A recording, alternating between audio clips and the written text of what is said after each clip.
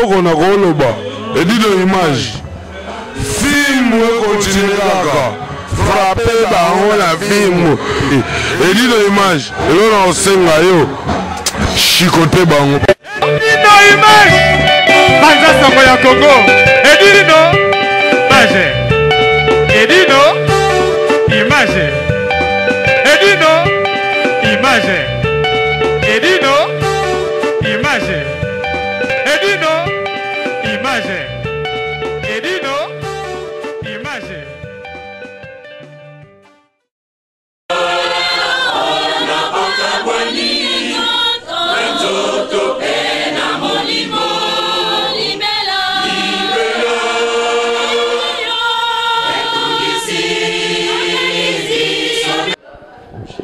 Et pardon, l'hôpital est à Ténon.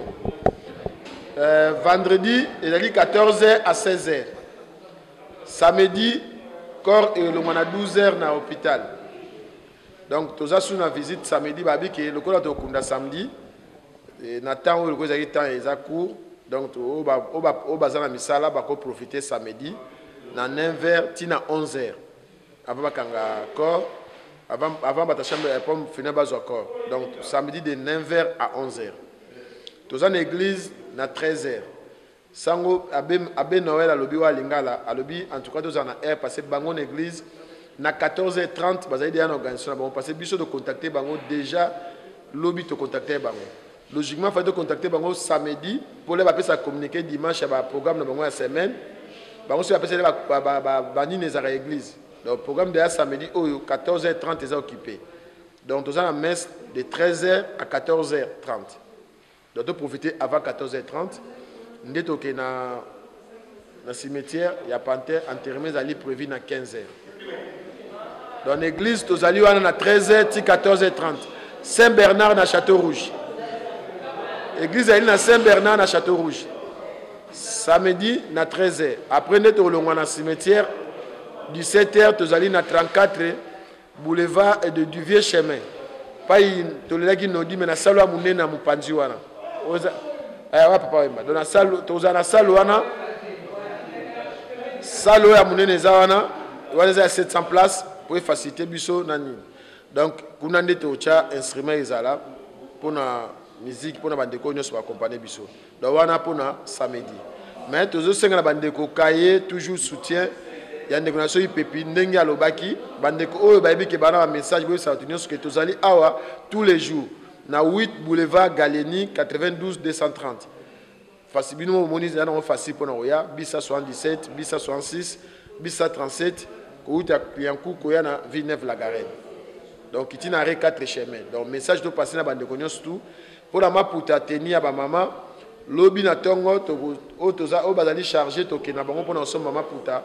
Pour na koyebisa bino ba ndenge otekama ba baza charger nango bazali pour na bozo ba uniforme après bo somba ngona ba to ne ba oteka uniforme bo tela mai ndenge zaeli. Donc programme o ezali pour na lobby. Donc voilà les messages ndenge ezali pour na programme matanga. Merci.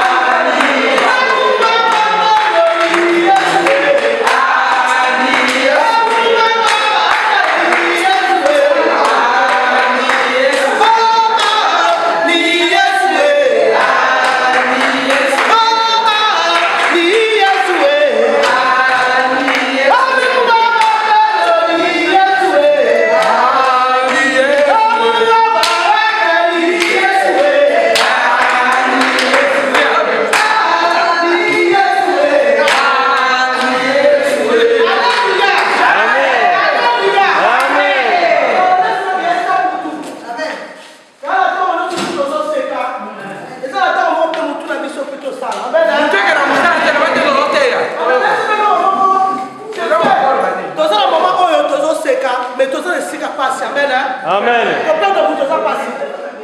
Surtout dès que message na poto, ni to abiso ba na mike, to kuti ba mama, to kuti ba yaya, bazo ba nde to yokola. Donc to mo ba bazo kende zo sala pasi. Ande wala na selo mo mo ni nda yi ba zo ba vati. Et là on te battait, oh to sala on peut ba ndone. Alléluia. Amen. So ba bila ta prière, ndeko, atoza ka mutu matata, faut que ça attend na kula nzambe. Pour les gens à maman pour la terre la laï, par rapport à ma soeur avec une litre pour que le mal entende. Amen. Amen. Il y a un moment où les gens sont pas fatigués, pour tout le monde faire ça avec solo. Tu vas faire la terre.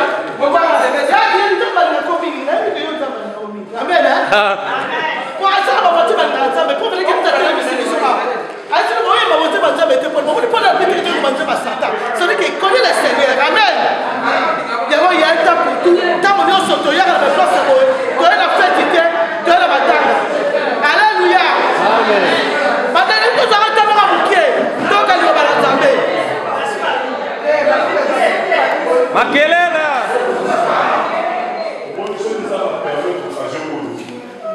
La 15 minutes, vous avez la vie. 23 minutes, vous avez. Je ne vais pas laisser la soirée au monde. Vous avez un temps. Vous savez ce qu'on a dit. Moi, toujours pareil, le pareil, c'est pas l'aide. Nous autant on a pris un soir la Bible n'a pas. Il y a un Bible souvent. Il y a un Bible ça joue mon tout. Comme ça, la parole de l'apparence, il y a une solution à eux. Malgré nous autres, on a mis sur mes hauts et les gens il y a une personne détenir souffle à vie dans la mission. Amen, amen. Tout ça, un moment où il y a un moment marrant. Liwa sur le côté de la porte de la maison, le moment de la maison, à Otarakama, tout le monde passe dans la toile. Ça veut dire qu'il y a un quelques minutes dans mon sort qui m'a. Liwa a la puissance, monsieur. Liwa fan ça va pas tenir, et ça la terre aux ananes, et ça la beaucoup dans la maison. Qui que ce soit, Liwa longa va tout, toi, tout d'accord. N'est-ce que vous allez à bisou tout au Kenya. Tu as dit pour te miquer, tout le monde comment te communique, même malade ça va. Tout ça, il va gérer photo. Tout le temps, on a la liste. Tant que les partis de l'autre, pas payé, il va avoir combien? Laisse, tout le temps, on va combien béné. Tout ça, il va toujours mettre là-bas. Les paniers circulent, nous toujours lourd. En plus, ça, toujours cool. Toujours, on va se battre, mais toujours cool. De toujours qui est né, dans l'Iwa. Tout ça, il attend tout ça, mais tant que ça va se permettre de comprendre que non, tant payé, et cookies à réfléchir. Aux Alawa Bilobi. Parce que tu vas mourir demain. Il faut mettre de l'ordre. Même à ça, à préparer la retraite. Avec il a dit qu'on a aux Arabes. Mais là, ta mort, tu seras où? Parce que la mort, elle est puissante. On monte, on descend, la mort, personne ne peut arrêter la mort. Aucun homme sur la terre n'a pas pu arrêter la mort. Mahomet n'a pas arrêté la mort. Moïse n'a pas arrêté la mort. La mort a une puissance. Tout ça, là, on la pose. Si nous avons dépendre de la mission pour nous, Dieu a mis en nous la pensée de l'éternité. C'est pour ça que nous avons fatigué. Dieu ne veut pas notre mort, il veut que nous puissions avoir la vie éternelle. C'est pour ça que la Bible dit Dieu a tant aimé le monde qu'il a donné son Fils unique, afin que qu'on croit lui ne périsse point, mais qu'il ait la vie éternelle. Vie et les lignes. Soyez sur le coup, il faut nous banga. Moi, je vais quelque part. J'ai eu le temps de parler avec le téléphone. Parce que maintenant, on a continué l'évangile comme tout le monde. Ah, on a mis coopération. Mais on sort aux hommes, les gens ont parlé de tout le monde. Il y a là, il y a aux hommes, et il y a mon autant à béni awa, à mon prier. On a appelé ça non, bah celle nanza ba linga to ba benga et tout. Il y a d'abord critiqué ma manzami. À une église na sainte pas tout ça mais là a zo pour la passer la terre ça malam. Alors pour la na nga bon. Mais il y a mon asuka avant de commencer à passer nanza. Alors liwa ngala ça c'est pas la phrase abi liwa est fou et malade est fou moninga misu. Donc ça veut dire que la Bible peut rien la mise en recouvre. Et mine n'a pas de la mise en recouvre. Toujours c'est quand on a la mise en recouvre. Il y a des fois qui m'ont mis la mise. Il y a un peu la série de l'île, mais c'est là bâtonné surtout. À réparer une solution dans un médaillé. Abi nazo kene na ngapona kene malamu ye moi zo occasion na ba chimiothérapie azo ngi moi bien. Azu occasion ya ko se préparer pour les occasions. Occasion pe ça mebi so ko ba nzambe. Occasion pe ça mebi so ndeko ya ko luka nzambe. Place ko zula o yebiti parce que dans la puissance pour d'abord retenir en route. Et c'est pour ça la bonne nouvelle. Évangile des alliés, bonne nouvelle. Ça on malam. Ça on malam le Bible le Bible na 2 Timothée. L'épître à 2 Timothée 1 à partir du verset 10. Jésus-Christ avant le temps éternel et qui a été manifesté maintenant par la venue de notre Sauveur Jésus-Christ, qui a réduit la mort à l'impuissance et a mis en évidence la vie et l'immortalité par l'évangile. Jésus-Christ est le seul qui a réduit la mort à l'impuissance et qui a mis l'immortalité en évidence. Donc cela veut dire que ce qu'on a mis comme Seigneur et Sauveur, aux l'assurance, il y a vie éternelle. Le seul qui a vaincu la mort, le seul qui est allé sur le tombeau, 3 jours après le sortir, c'est Jésus-Christ de Nazareth. Et le Seigneur n'est pas venu pour nous condamner. Il a pris ta place. Barabbas a eu une terme, ma vie, Barabbas. Massou Barabbas, ça sera mon Dieu, ça la monté. Moïse, la croix, elle est Massou, ma niveau. Bah, on peut 300 ans vie, on s'en va sur mon toit là. Ma bague de l'eau la paradis. Bien aimé, vous t'avez condamné le dit. Lucas Jésus comme Seigneur et Sauveur. Alléluia. Amen. Quand on a niveau ma sou mon aoté, quand on a niveau ma bien aoté, quand on a monté dans Zambéa. C'est lui l'agneau de Dieu qui est venu ôter les péchés du monde. Parce que diable a malin, a joué sur yo, aux a soldé déjà. Yo ressemble les gens pour la yoté. Yo yo sala mamele, au moment bana, au sala sur ma famille. Satan dans une zone de alléluia. N'état aux alliés nous a baligné. N'état là ma sous mon aux alliés, Yesu masi aligné. Azan a besoin de sauver. Quand on a des temps à yoté, on m'a pas la sabélisate parce que vient un bébé, même je vis le bébé. Satan besoin de sauver le bébé. Seulement on a ça pour nous, yo quoi. Et bon on nous a pas pour sauver. Nous avons besoin de la tous ont péché, ont été privés de la gloire de Dieu. Souci nous a besoin de reconnaître que nous avons la papa dans la ça l'introspection, ça la repentance de la vie. Reconnaître que la table de la vie. Tout le monde n'a pas Bible pour reconnaître la table de la vie. Alors, même en public, la télé. Qui va me dire, ça va bien dans la mesure où ça va vanter, nous allons suivre dans la mesure là, bah, il va être l'éternel. Bisous tout le monde, non, oui, on n'a pas Bible de dire, mon nez a sénagé pardon, il y a tout dans ma vie. Il faut ça la repentance, bien aimé. Il faut qu'on reconnaisse que non, Nazar a ma vie. Papa n'a pas mon vie. Yo nous en armés. Nazana pour ça parce que dans le coup Falozala, Wabi. Bonne nouvelle à annoncer au délo. Jésus a l'homme eu. Alors il va pour la nani pour la dans l'air. Et vous allez sémolo tout dans l'ensemble. Et vous allez sémolo parce que vie est continue, vie est supérieure. Parce que ça sert à quoi de venir sur la terre et de mourir, utiliser la médaille. Oh, on ne vit qu'une seule fois, c'est faux. Voilà pas de qui va on ne vit qu'une seule fois. On ne vit pas qu'une seule fois. Il y a la vie éternelle et il y a aussi la mort éternelle. Ce qu'on veut choisir le camin. Occasion après ce sautant tout dans la boue mouille. Tu vas voir jusqu'au Seigneur Sauveur. Parce que Jésus est venu mettre en évidence cette bonne nouvelle que notre la vie, il faut vivre éternellement, il faut dans la Jésus-Christ comme Seigneur Sauveur, la vie n'a plus. Il y a un moment où on a la pauvre à nous, occasion de ça venir. Et ça la simple où on va comme Seigneur Sauveur. Et ça la bouteille malon dit, mais quand la bouteille à nous, que Seigneur n'a ni mis, on va accompagner finalement. Et ça te sont comme na Yesu abandonné le wolo sur parlement non malem yo kanga na Yesu expliquer moko malem ba kolongolo bilo wolo sur mabe alléluia amen mon bolo manzama tala bolo manzama za ko na biso azo bonne la biso pour toute vie éternelle bien on ça la prière là il faut répéter prière à Simon Nanaï Seigneur Jésus aujourd'hui je crois que tu es mort et tu es ressuscité pour moi. Aujourd'hui, je t'accepte comme Seigneur et Sauveur. Seigneur, prends ma vie, dirige ma vie, afin que je puisse avoir la vie éternelle. Seigneur, ne m'abandonne pas. Je me livre à toi cette nuit. Au nom de Jésus-Christ de Nazareth. Amen. Est-ce qu'on peut mettre ensemble?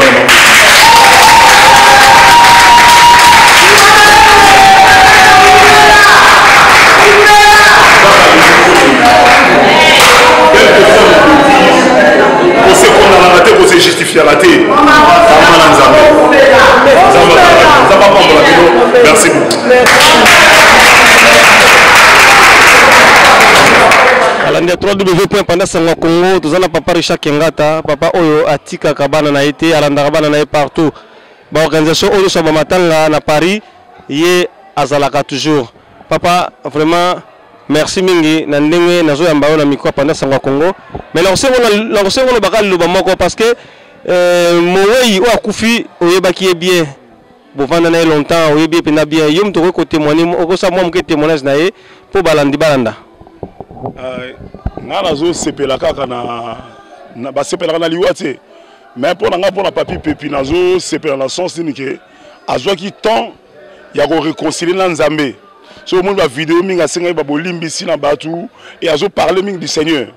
Et Nzambe a passé l'occasion ya ko yamba Yesu comme Seigneur et Sauveur. Nazo eu occasion super bon na téléphone, ya on azo kumisa Nzambe. Donc nazo senga na bande ko par rapport à liwa ya papi pepi to l'un d'exemple ya ndeko na biso que toi yamba Yesu comme Seigneur et Sauveur. Que toi soit vie éternelle en fait.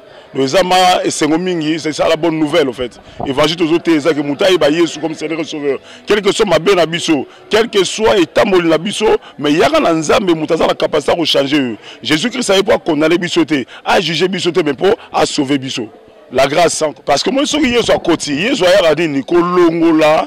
C'est mensuel ma ben à quatre nabisso. Allons on la recoller, allons on la nané papi papi à Kala, un gars misa mubulu. Nenga la yebe le bitu mais nenga obima. Anga signé. Mais ne comprendre vraiment tout ça, réponse correcte. Ah, parce que mon Yesu m'a dit à soi côté na vie à mutu, à longola ya mabe. Ya ngomoni ndeko so ya mi Yesu comme Seigneur sauver milimo ya mabe, biloko ya mabe na kati na yo e ko longwa. Ya ngomona ba on a mutu ba bisaele bani ko changer. So akomi na Yesu na kati. Ya ngomona papi pepi, ba biloko mutu zo kipe na été, azo beta kande ya ningo na kalemela bunda misi bituma. Donc moni ki etanga mutu akomi na Yesu, avant de comprendre les valeurs ya vie. Parce que vie est allée Jésus-Christ, bah ça la vité. Satan a dit hypothéquer vie, c'est pour soit mort éternelle, pour que na lifelo. Mais vie est à kitoko, vie est à Nzambe et moko. Il y a un de battre la vie na yo, quand on a eu ce Messie, celui qui est venu donner la vie et la vie en abondance pour tous ces brebis perdus et égarés, avant la poste à la biso, dans la bosse à la biso.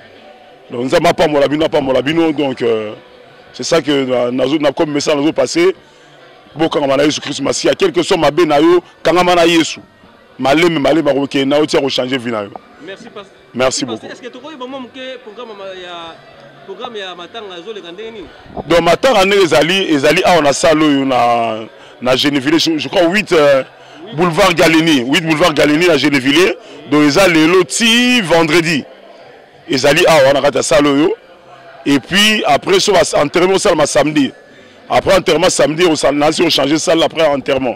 Donc, toute la semaine, boye belé, papi préparé moutabatu, a accompagné biso tout dans ma caméra, biso boye belé à Paris, donc nous allons awa tous les soirs, tous à ici quoi. Nous avons pas molabino. Merci beaucoup. Papa na biso Richard Kengata o mokili boyebi, papa zali awa vraiment talaka ya papi pepi, papa basé le romoko. Na senga mo lo ba moko mo témoignage mo pona ya papi pepi. Ndinga sili ko tika biso. Merci papa pour la mutuna. Je me présente Madame Marie-Claire Lukika, 100% star, Leka Papa Emba. Ngai témoignage naza nango mukolo na balaka, papi pepe aboyaka ba mission suba yemba, à ça la playback, abimisa troubleté. En tout cas, j'étais vraiment touché. Donc naza na minga kolobate, que son âme repose en paix.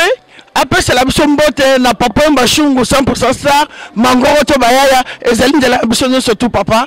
Nasuki sana bana kini mbote Europe partout. Ngai Marie-Claire on a tete la kie mafumbe 100% ça. Toleka na komba viva la musique. Merci sœur Nanga Marie-Claire, maman la bisope, maman pasteur. Ah. Micro pala sanga Congo et ko koleka ote maman. Yo baksaka o ezangi. Vraiment minga olobeza te panza sango soki ozate nazo yebate nzamba pambolo nano pourquoi na bin nzamba pambolo parce que ba image ya liboso to mona soli comme ko na Paris panza sango muta panza kaka ya solo combo oyo penda ezo mériter penza bande ko na sono vérité parce que moi ba bio musu faut soutenir bato ata la physique tête spirituelle to bonde la pepo na bande ko na so ke musika a wuti musika yeko filmer sur matanga ipepi bande ko na to za na matanga ya papi asepeli sabatu aseksa batu afinga batu mais na suka loko na sepeli ayebi nzambe asali repentance sincère mutu musala ba ote asala te relation nzambe na bala na ye pour so tali moyibi na croix avec l'église moi côté NPT mais ayeko baka ay reconnaître que nzambe aza mokonzi donc azo sala so to reconnaître que nzambe aza mokonzi ya pe pas na morgue siko to sola aza souté akufi atiki biso mais biso to tika na baka ke to milingi na tonto na bomoyi te banzamba azana bezo osala tsuki ndeni te azonga ka osala pa opesa motema pesa motema azana bezo elongité nzoto te mais asengi motema na yo opesa opa nzambe parce que tant na suka okende nzamba otuno ka ba compte est-ce que le cas na matanga mo quelque part o ka ba sana na te c'est vrai nous faisons un grand travail to la lité regarde to ti de matanga to bi to ko tika te to yepe to partager mo ke okola cheki na mo comme ça évangile Richard Kiangata donc le roi baka ke to tika te bandeko aza famille na biso to soutenir boya matanga ya papi aza mutazoza na matanga batute c'est quelqu'un qui va sote ba matanga be na parazo zangate siko na matanga pe nazo senga to zala ini soudé to lele na honneur to kunde na honneur aza musicien asepesa batu abini sa pepa batu belé lelo na sepeka po asengi bolimbisa na mutu nyos soki yo fon mutema no te ya sengi bolimbisa kei yo pe fosa la pawana ya ba ko libérer mutema no nzamba lo la pambola bino vraiment to zana kati awa na Geneville na Galieni, il faut te passer adresse bien 8 boulevard de la Galieni. Il faut que tu adresse pour la quoi passer. Quand tu as un endroit bien et que tu bois ba musicien ba ko beta ba streamer et zo ko talelo boya ko beta bo se pesa ndeko na bino. Zamba pambola bino. Merci beaucoup Panza Sangwa Congo. Nazo sepe na site na bino makasi. En tout cas dino image zo sa musala penza. Na ibe lo na bata à chaque fois na kota na ba site bato yamba biso na baka ke musika. Oza PDG papa. Oza déjà PDG pour forcer la société. Zamba pambola. Malabo ezo que ne pas tout qui m'envoie kango. Un jour tu vas me dire parce qu'il y a même un site que j'avais déclaré alors que nous parlons le monsieur est devenu PDG. Donc on peut la déclarer na poko lolo. Zamba pambola so béni merci. Vous bénisse abondamment abondamment. Merci. Maman la biso mo le ko baksiali. Balandi 3w.pandasangwa Congo to continuer à micro na biso. Là, nous avons liboso d'angai Rajungo ma SFR babi boyebi SFR quand on dit SFR bino boko maraka Rajungo ma eyo Rajungo ma SFR ayebaki ya papi bien ba melaki baleki na ya papi lelo ya papi atiki biso nene baka moi témoignage ya mukeka pona ya papi Rajungo ma témoignage ka na koza nango ezaka que c'est un vieux qui m'a tellement emmerdé mais et nous ça l'a bien. Ma prise de tête n'a pas l'angaï et à Moukili et à Mamle Zalaki. Et donc, bien Sali Kaka, il nous a préparé à sa mort.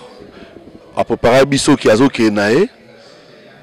Nenga Salega Wana est la meilleure des choses à faire. Nous c'est la Nzambe. Bisso a tout tikali. Tous en a bolingo parce que après Kota 1000 euros, 2000 euros na matanga. Mais l'obi sokaya qui sommet la bière, wana obude mabe. Bière, muto atika na osenga o sommet la bière, sommet la e. Parce que y a papi, vieux ipepi. So a continue na bar, alo loba so sommet l'état okendete. On appelle li konda bobite, tiro zora mutu. Mais le lomo amake mutu bo ema tozala mutu ya kei.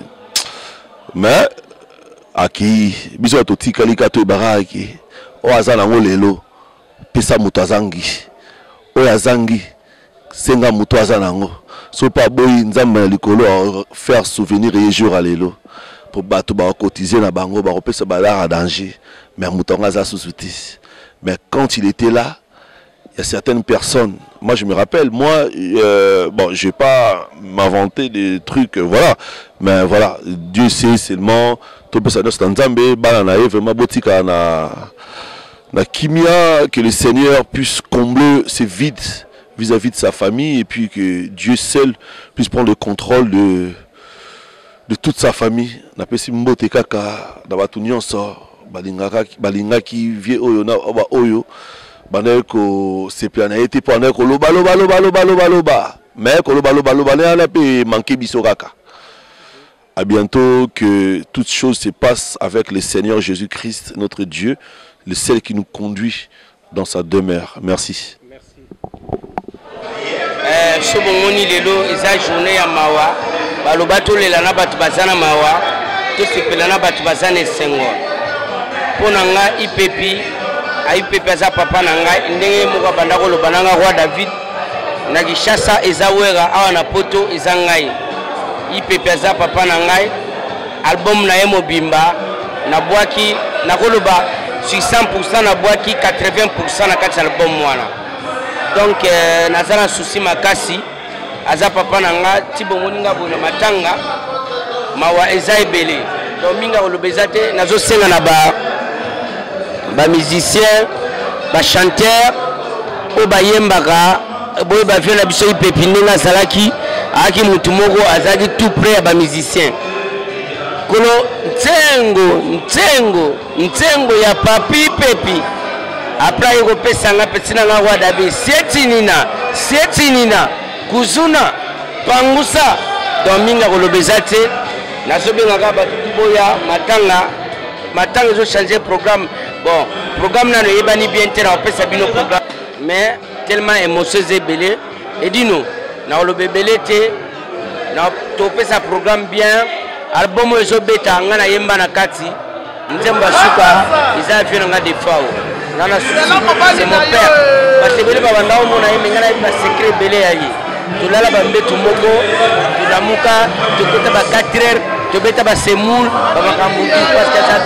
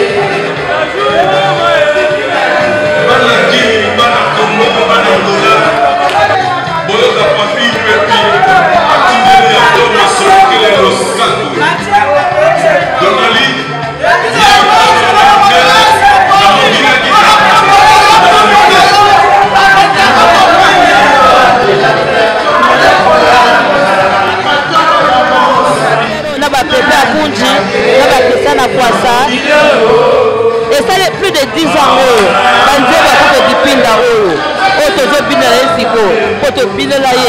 à playback, à faire un concert, de bidelaye, na minute pour le la manzembo na ye. Ndeko zaya, toza na émotion, mais pour la mingité, pour que bidelaye kaka. Pour que bidelaye passe le pera place à Zali. Pour le battre qui soit maman to le la ye. Nga personnellement aime ça ma copine, mais pour la ngai, ndeko Zali wana bokona okufa, là kufa pour la certaine ngai. Kasi nde bazali kubalela kama kasi bole kama tabasringi boboka na certaine.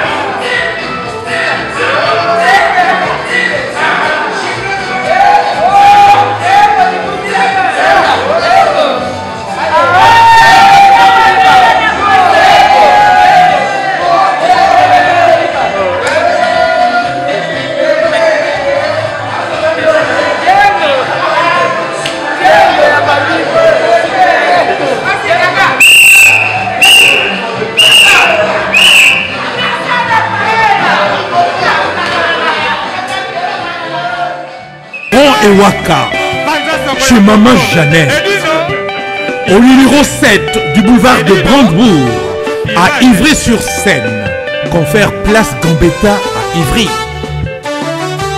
Un restaurant africain de proximité spécialisé dans la cuisine africaine. Ouverture tous les jours dès 13h à minuit. Accès facile, RRC, station Ivry, prendre bus 125, 180, 323 ou 325, arrêt Gambetta. Un accueil chaleureux dans un cadre convivial nous propose des mets variés pour tous. La cuisine africaine à l'honneur, des plats préparés à la demande, à consommer sur place ou à emporter. Du poisson, malangwa braisé ou liboké, poulet braisé, des brochettes, mori makayabu, cabri ntaba braisé, liboké ngoulou, mafé. Accompagnement, banane plantain makemba, chikwang, konga national, semoule, moule, riz, atsieke, les 06 46 01 63 85 ou les 06 41 36 12 59. Restaurant Ewaka, Loboko ya Mama. Ma Jeannette à Lamba. Tondimi yango.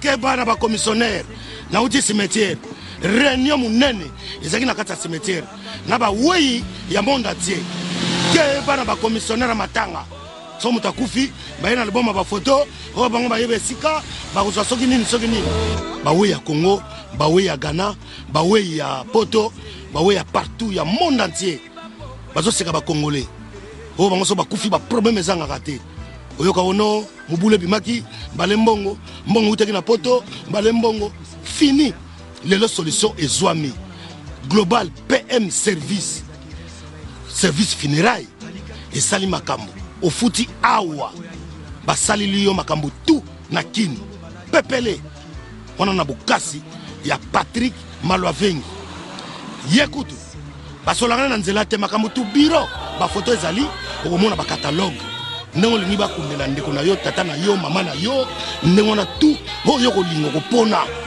kuna na mboka bakozwa nyonso en charge kobana communiquer na ba télévision nyonso ya Congo ba diffuser communiqué écologique yo pesi kaka photo cercueil corbillard chapelle ardente nyonso uta na Poto ba bâche ba kiti miziki yo kobeta na matanga nyonso wana uta na Poto makambo tu wana awa bokosola na bureau na bangoza na Château Rouge na bungi Château Rouge solution zwami makambo te obalelaki boye totindi boye te donc nyonso zoleka awa so pe famille zana mubulu bazao na capacité ko zilo police nationale et pour ça la sécurité lever du corps bato ba komemango bata sécurité balata uniforme suka na masolo ofuti awa bakundeli yo mowei na kini na nenga bien na ba qualité ya bien musique ezali o linge beta mboka na bino mboka tout ozilo musique obeta na suka masolo oyo kozwa DVD oyo bakundaki na ba photo ndenge nini lekelaki suka na masolo catalogue ezali bobanga te makambo tout pepele global PM service funéraire ezali na 25 rue Léon métro Château Rouge okoki ko benga bango na numéro oyo 01 44 92 82 85 tote na portable na bango 06 52 56 67 16 ou bien na 06 26 69 64 00 global PM service funéraire Patrick Malwavengi bawei non basepeli